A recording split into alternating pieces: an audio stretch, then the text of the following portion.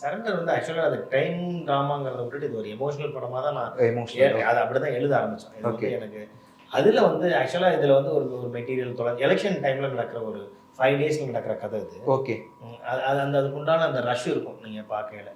So இதில் ஒரு material ஒன்று தொலைஞ்சிரும், அதை தேடி போகிறாங்க, ஒரு வேல்யூபிளான ஒரு தொலைஞ்சிரும், அதை தேடி போகிறாங்க, அந்த பக்கெட்டு பணம் ஒரு ஒரு ஒரு ஒரு கேங்ஸ்டர் போர்ஷனில் ஒன்று மிஸ் பண்ணிடுவாங்க. இப்படியெல்லாம் அடுத்து அடுத்து அடுத்து அடுத்து அடுத்து போகிறப்ப ஃபைனலாக அது கிடச்சிரும். யூஸ்வலாக தொலைஞ்சது கிடச்சா தானே ஒரு ஃபிலிமோட கம்ப்ளீஷனே இருக்கும், கிடச்சிரும்.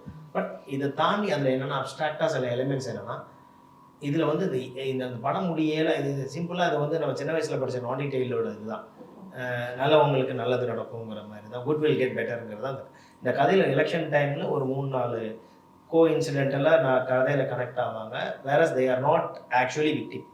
அவங்க எப்படி மாட்டிப்பாங்க, அவங்களுக்கு எப்படியெல்லாம் அவங்க லைஃப்பில், நம்ம லைஃப்பில் ஒன்று நினச்சிருப்போம்ல, சில ரொம்ப டஃபஸ்டான மூமெண்ட்டு என்னடா அப்படின்னு, பட் அதுதான் அவங்க லைஃப்பை ஒரு டைரெக்ஷன் மூவ் பண்ணுவாங்க. அந்த மாதிரி அந்த குட் பீப்புள்ஸ்க்கு எல்லாமே இந்த கதையில் எலிவேட் ஆகி அடுத்த டைமென்ஷன், அவங்க டைனமிக்ஸை தான் கதையில் அப்படி தான் இந்த கதையாக முடியும். ஸோ இது ஜஸ்ட் நாட் ஒன்லி க்ரைம் த்ரில்லருங்கிறது ஒரு கேட்டலிஸ்ட் தான். என்னாச்சு அது என்னாச்சுங்கிறது ஒரு கேட்டலிஸ்ட் தான். பட் மெட்டபரிக்கலாக பார்த்தா அதை தாண்டி ஒரு விஷயம் கிடைக்கும். அதுதான் இந்த படத்தோட நான் டாப் நாட்சாக சொல்லலாம்.